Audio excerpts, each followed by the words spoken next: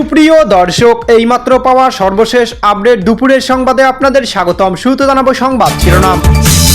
শুরুতে জানিয়ে দেব, ঢাকায় ফিরতে চলেছে জননেত্রী শেখ হাসিনা। অবস্থান স্পষ্ট করলেন নেত্রী নিজেই। বিপদে ডক্টর ইউনূস।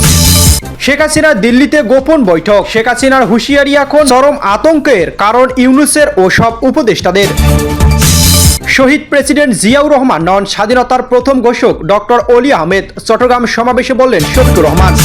জানিয়ে দেব, বাংলাদেশের রাজনীতিতে জামাত ও বিএনপি নেতৃত্বাধীন জাতীয় সরকার অংশ হবে না বললেন মির্জা ফখরুল। জানিয়ে দেব, কুষ্টিয়া এক দৌলতপুর আসনে জামাত কর্মীদের প্রচারণায় বাধা, যুবদল নেতার বাড়িতে হামলা, পাল্টাপাল্টি অভিযোগ। সর্বশেষ জানিয়ে দেব, শেরপুরে শ্রীবর্দী উপজেলায় জামাত নেতা হত্যা, স্বেচ্ছাসেবক দলনেতা গ্রেফতার। থাকছে বিস্তারিত। সুপ্রিয় দর্শক মন্ডলী, এতক্ষণ শুনছিলেন সংবাদ শিরোনাম, এবার জানাবো বিস্তারিত। তার আগে অনুরোধ থাকবে, ভিডিওটি ভালো লাগলে এবং সর্বশেষ আপডেট সংবাদ পেতে চ্যানেলটি সাবস্ক্রাইব করুন। ধন্যবাদ। এদিকে ঢাকায় ফিরতে চলেছে শেখ হাসিনা। অবস্থান স্পষ্ট করলেন নেত্রী। ভারতে বসে শেখ হাসিনা একাধিক গণমাধ্যম বিভিন্নভাবে সাক্ষাৎকার দিচ্ছেন। কখনো সংবাদ সম্মেলনে অডিও বার্তা দিচ্ছে, আবার কখনো ইমেল মারফত সাক্ষাৎকার দিচ্ছেন। তবে এখন কখনো দলীয় ফোরামে নানা রকম বার্তা দেওয়ার চেষ্টা করছেন, কিন্তু সেগুলোকে বাইরে চলে আসছে যুক্তরাজ্য আওয়ামী লীগ নেতাদের সঙ্গে তার গোপন বৈঠক। সেই বৈঠকের খবর অন্তত 9 দিন পর ফাঁস হলো গণমাধ্যমে। এরই মধ্যে গণমাধ্যমে উঠে এসেছে শেখ হাসিনা কোনো দলীয় ফোরামে কোনো কথা বা কথন চাউর হয়েছে, সেখানে নিজের নানাভাবে তুলে ধরার চেষ্টা করছেন। সেখানে তিনি নানা সময়ের নানা কর্মকাণ্ড, উন্নয়ন, ফিরিস্তি যেমন তুলে ধরেছেন, একইভাবে তিনি এই নির্বাচন বিতর্কিত নির্বাচন বলেছেন। তিনি বলেছেন এই নির্বাচন প্রশাসনের দিকে এগোচ্ছে, এমন নানা বিষয়ে কথা বলেছেন তিনি। পাশাপাশি এই প্রশ্ন উঠেছে, ঢাকায় কি ফিরতে চলেছে শেখ হাসিনা? অবস্থান স্পষ্ট করলেন আওয়ামী লীগ নেত্রী। শেখ হাসিনা সম্প্রতি নিজের দলের নেতাকর্মীদের উদ্দেশ্যে দেওয়া একটি বক্তব্য গণমাধ্যমে উঠে এসেছে। সেখানে তাকে বলতে শোনা যায়, কারো চাহিদা তো অপূর্ণ রাখিনি। তার সময়ের বাংলাদেশের বেকারত্ব ছিল না। ভার্চুয়াল সভাতে তিনি এই কথা জানান। সেখানে শেখ হাসিনা প্রশ্ন ছুড়ে দেন, আওয়ামী লীগ দোষ কোথায়? তিনি নিজে শাসন আমলে 15 বছরের উন্নয়নে খতিয়ান তুলে ধরেন। এদিকে শেখ হাসিনা যে ভারতে বসে নেই, সেটাও তার বিভিন্ন সাক্ষাৎকার থেকে স্পষ্ট হয়েছে। খবর, আওয়ামী লীগের প্রায় 250 থেকে 300 জন নেতাকর্মীকে সরিয়ে দিয়েছে। পরিবর্তে নতুন কিছু মুখ নিয়ে আসা হয়েছে। এখন দেখার শেখ হাসিনা শেষমেশ রিফাইন আওয়ামী লীগকে আসতে পারে কিনা।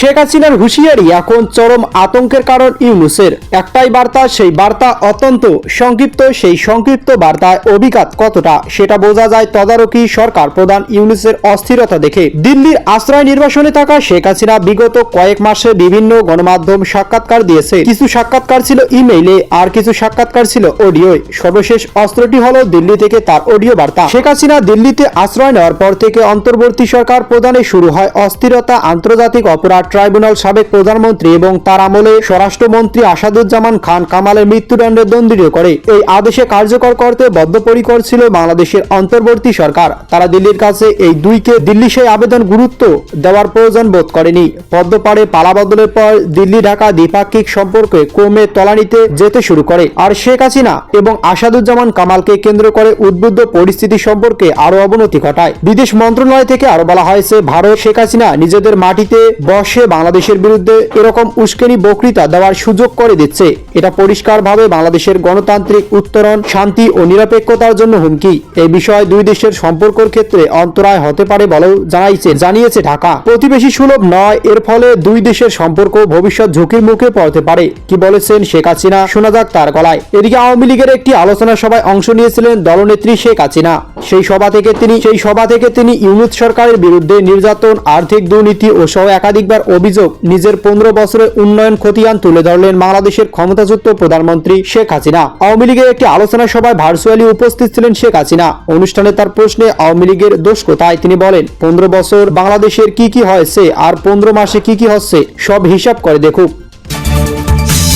জিয়া নন স্বাধীনতার প্রথম ঘোষক ডক্টর অলি আহমেদ। চট্টগ্রাম সমাবেশে ডক্টর শফিকুর রহমান। জিয়াউর রহমান নন 71-এ চট্টগ্রাম থেকে বাংলাদেশের স্বাধীনতার প্রথম ঘোষণা দিয়েছিলেন এলডিপি চেয়ারম্যান ডক্টর কর্নেল অবসরপ্রাপ্ত অলি আহমেদ বীর বিক্রম। এমন মন্তব্য করেছেন বাংলাদেশের জামাতে ইসলামের আমির ডক্টর শফিকুর রহমান। এদিকে চট্টগ্রাম নগরীর বন্দর কলেজ মাঠে অনুষ্ঠিত 11 দলীয় জোটের নির্বাচনী সমাবেশে এসব মন্তব্য করেন তিনি। সমাবেশে প্রধান অতিথির বক্তব্যে ডক্টর শফিকুর রহমান বলেন, চট্টগ্রাম বাংলাদেশের সংগ্রামী ইতিহাসের এক গুরুত্বপূর্ণ কেন্দ্র। 71-এর মহান মুক্তিযুদ্ধে এখান থেকেই স্বাধীনতার প্রথম ঘোষণা উচ্চারিত হয়েছিল। চট্টলাবাসীর এক গর্বিত সন্তান ডক্টর কর্নেল অলি আহমদ সবার আগে তিনি উই রিভল্ট বলে স্বাধীনতার ঘোষণা দিয়েছিলেন। তিনি জিয়াউর রহমানের হাতে ধরে সামনে এগিয়ে নিয়েছিলেন। তিনি কর্নেল অলি আজকে আক্ষেপ করে বলেন, আমি লড়াই করেছি রণাঙ্গনে, জাতীয়তাবাদী দল গঠনে আমি ছিলাম জিয়াউর রহমানের পরে দ্বিতীয় ব্যক্তি। কর্নেল অলি এখন বলেন, আমি এখন বিএনপিতে নেই, আমি থাকতে পারি না, কারণ এটি জিয়াউর রহমান সাহেবের বিএনপি নয়, এটি বেগম জিয়ারও বিএনপি নয়। এদিকে জামায়াত বিএনপি নেতৃত্বাধীন জাতীয় সরকারের অংশ হবে না বললেন মির্জা ফখরুল। বাংলাদেশের রাজনীতিতে এক গুরুত্বপূর্ণ পালাবদলের মুখ দাঁড়িয়ে বাংলাদেশের জাতীয়তাবাদী দল বিএনপি।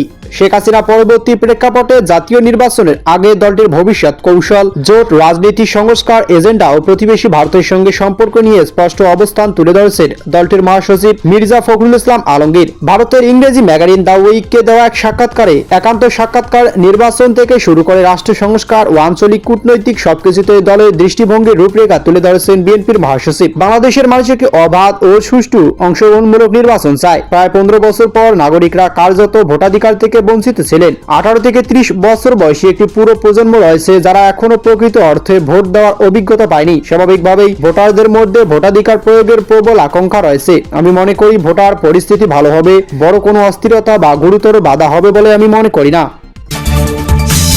এদিকে কুষ্টিয়া এক আসনে জামাত কর্মীদের প্রচারণায় বাধা, যুবদল নেতার বাড়িতে হামলা, পাল্টাপাল্টি অভিযোগ। কুষ্টিয়া এক দৌলতপুর আসনে জামাত মনোনীত সংসদ প্রার্থী অধ্যক্ষ মাওলানা বেলাল হোসেন সমর্থকদের প্রচারণায় বাধা ও গালাগালির অভিযোগ উঠেছে। এদিকে আজ সকাল 11:30 দিকে উপজেলা পূর্ব বাহিরমাদি এলাকায় এ ঘটনা ঘটে। একই সময় স্থানীয় এক যুবদল নেতার বাড়িতে ইটপাটকেল নিক্ষেপ ও ভাঙচুরের অভিযোগ উঠেছে জামাত কর্মী সমর্থকদের বিরুদ্ধে। জামাতের পক্ষ থেকে 3 জন বিএনপি সমর্থকের বিরুদ্ধে জেলা রিটার্নিং কর্মকর্তার কাছে লিখিত অভিযোগ দায়ের করা হয়েছে। এদিকে পূর্ব ফিলিপনগর এলাকায় জামাত কর্মী খাজা আহমেদ রিটার্নিং কর্মকর্তার কাছে অভিযোগ জমা দিয়েছেন। সকালে জামাতের মহিলা বিভাগের কয়েকজন কর্মী দলীয় প্রার্থীর পক্ষে প্রচারণায় গেলে স্থানীয় বিএনপি সমর্থক লিটন, নওশেদ ও বিপুল সহ কয়েকজন তাদের পথ আটকে অকথ্য ভাষায় গালিগালাজ করেন এবং প্রচারণায় বাধা দেন। অভিযুক্তরা নিজেদের কুষ্টিয়া এক আসনে বিএনপি মনোনীত প্রার্থী রেজা আহমেদ বাচ্চুর লোক হিসেবে পরিচয় দেন। অন্যদিকে 25 থেকে 30 জন জামাতের কর্মী মোটরসাইকেলের যোগে ফিলিপনগর ইউনিয়ন যুবদলের যুগ্ম আহ্বায়ক লিটনের বাড়ি ইটপাটকেল নিক্ষেপ ভাঙচুর চালানোর অভিযোগ তুলেছেন।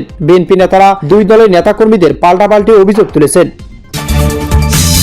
এদিকে শেরপুরে জামাত নেতা হত্যা, স্বেচ্ছাসেবক দলনেতা গ্রেফতার। শেরপুরে শ্রীবর্দী উপজেলা জামাতের সেক্রেটারি রেজাউল করিম হত্যা মামলায় 55 নম্বর আসামি মাহমুদুল হাসান রুবেলকে গ্রেফতার করেছে জেলা গোয়েন্দা ডিবি পুলিশ। ঝিনাইগাতি উপজেলা বনগাঁও এলাকায় একটি বিল থেকে তাকে গ্রেফতার করা হয়। গ্রেফতার রুবেল ঝিনাইগাতি উপজেলা বনকালী এলাকায় গেসু মিয়ার ছেলে এবং উপজেলা স্বেচ্ছাসেবক দলের যুগ্ম আহ্বায়ক হিসেবে তিনি দায়িত্ব পালন করছেন। পুলিশ জানায়, গোপন সংবাদের ভিত্তিতে নালিতাবাড়ি সার্কেলের সিনিয়র সহকারী পুলিশ সুপার আফসান আল আলমের নেতৃত্বে জেলা গোয়েন্দা পুলিশের একটি দল ঝিনাইগাতি বনগাঁও এলাকায় অভিযান চালায়। পরে বিলের ভেতর থেকে তাকে গ্রেফতার করা হয়। শেরপুরে অতিরিক্ত পুলিশ সুপার মোহাম্মদ মিজানুর রহমান ভূঁইয়া জানান, রুবেলকে সকালে আদালতে পাঠানো হয়েছে। এদিকে গ্রেফতারের ঘটনায় তীব্র নিন্দা ও প্রতিবাদ জানিয়েছেন শেরপুর জেলা স্বেচ্ছাসেবক দল সংগঠনের আহ্বায়ক ও মোহাম্মদ মামুন আউর রশিদ মামুন ও সদস্য সচিব নিয়ামুল হাসান আকন্দ। এক বিবৃতিতে দাবি করেন, আসন্ন নির্বাচনকে বাধাগ্রস্ত করতে এমন ষড়যন্ত্র করা হয়েছে। একই সঙ্গে তারা জামাতে দায়ের করা একটি মামলাটিকেও মিথ্যা ও বানোয়াট আখ্যা দিয়ে অবিলম্বে রুবেলের নিঃশর্ত মুক্তির দাবি করেন।